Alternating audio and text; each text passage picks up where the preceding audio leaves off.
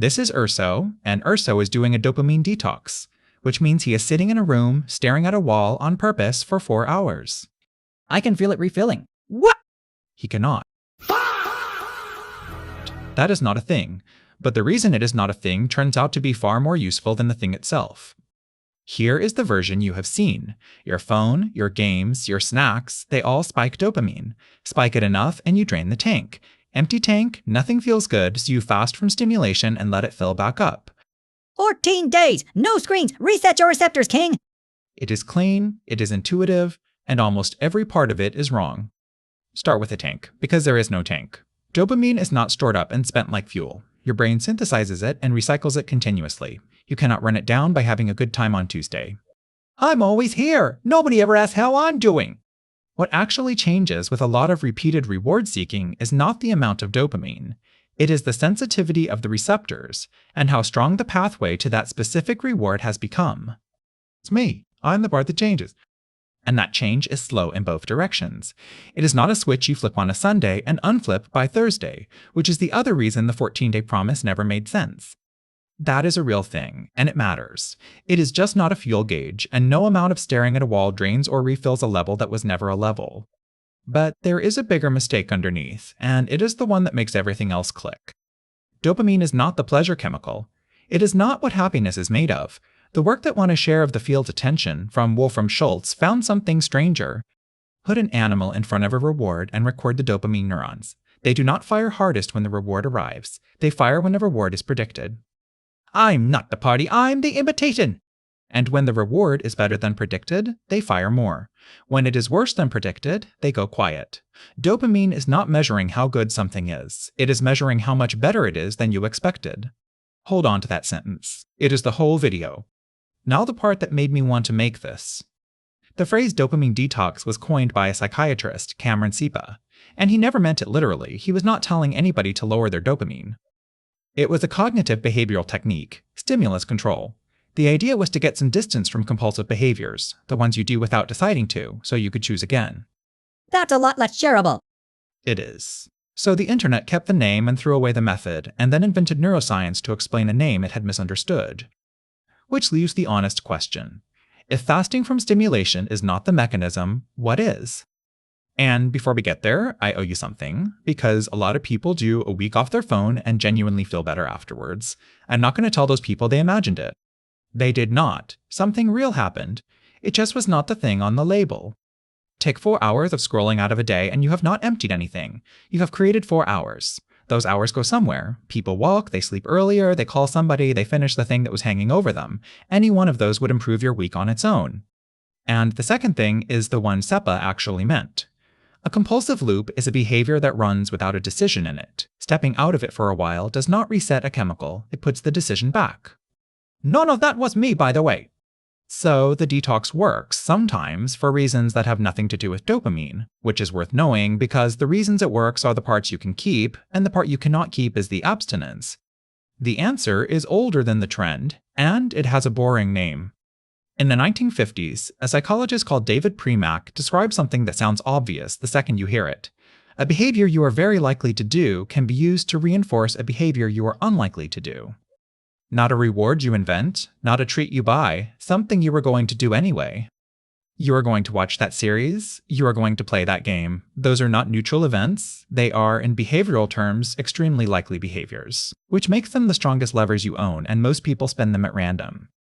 And it does not have to be a screen. For some people, it is the good coffee, the specific playlist, the podcast they save. Anything you never have to be talked into is a lever, and most levers get pulled at the wrong end of the day. I go first. I always go first. That is the actual problem, not that the reward exists, that it goes first. So somebody tested it properly. Catherine Noakman at Wharton with Julia Minson and Kevin Volpe in 2014. 226 people. One group was given audiobooks, the addictive kind, the ones you resent putting down, loaded onto a player they were only allowed to use at the gym. You want to know what happens next? Treadmill! Gym attendance went up 51% against the control group across 10 weeks. Wow! And before you file that under nice while it lasted, a later field experiment followed people out past the intervention. 17 weeks later, they were still 10 to 14% more likely to work out in a given week. Milkman gave the technique a name that stuck: temptation bundling. It is one of very few habit tricks with peer-reviewed evidence and a long follow-up instead of a book deal. And now the two halves meet. If dopamine tracks how much better something is than expected, then the same reward is worth wildly different amounts depending on what came before it. An episode after 2 hours of hard work is one thing. The same episode at the start of a day where nothing was asked of you is another. Same episode. Different contrast. I'm comparing. That's all I do. Which is why the order of your day is not a productivity aesthetic. It is the variable. Here is where I have to be careful with you, because this is the part everybody states as fact and nobody has actually tested. The intuition goes, if the first thing you do on waking is the most stimulating thing available, everything that comes after is being graded against it. The spreadsheet is not competing with itself, it is competing with the feed. Good morning. I'm the best thing that will happen to you today. Go! That follows from the prediction error idea, and it fits what the bundling trials show about order. But I could not find a trial that tested that specific claim: phone on waking, measured effect on the rest of the day. So I am telling you it is a reasonable inference, not a finding. If somebody sells it to you with a number attached, they are making the number up. So what do you actually do with this? First, stop trying to delete the reward. That is the part of the detox that fails, and it fails for a boring reason.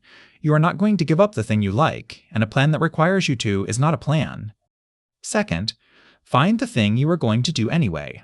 Not a reward you have to talk yourself into. The one that needs no motivation at all. That is your lever. I feel used. Third, put it after. Attach it to the thing you avoid and let it be the reason the boring part ends. In the trial, the audiobook was not extra. It was only available at the gym. That restriction is the whole mechanism. Fourth, and this is the one people skip, make the boring part smaller than your resistance to it. Bundling raises the odds you show up. It does not make 3 hours of tax paperwork pleasant. 30 minutes. Then we find out who did it. And notice what none of that asked you to do. Nobody said delete anything, nobody said 14 days, and nobody said your brain was broken. And the ceiling, because there is one. The effect sizes here are real and modest. 10 to 14% more likely, not transformed. This is not a cure for anything, and if what you have is not procrastination, but something heavier, this is the wrong tool and there are better ones. So no 14-day reset? Reset! No, and you never needed one. Because the thing being sold as a detox was never a detox, there is nothing to flush, nothing to refill, no tank, no reset. What there is order. The same day, the same hours, the same phone, the same game, arranged so that the thing you want is on the other side of the thing you avoid instead of in front of it. I told you, I'm the invitation! It is not abstinence, it is sequence. And the difference between those two is the difference between a plan that fails in 9 days and one that was still working 4 months later. And if you got something out of this, send it to whoever needs to hear it. That is genuinely how this channel grows. Every source is in the description, and there are more of these waiting for you. And if you want the next one, hit like, subscribe, and put in the comments what you want Urso to dig into next. That is honestly where the good ones come from. Step into the light.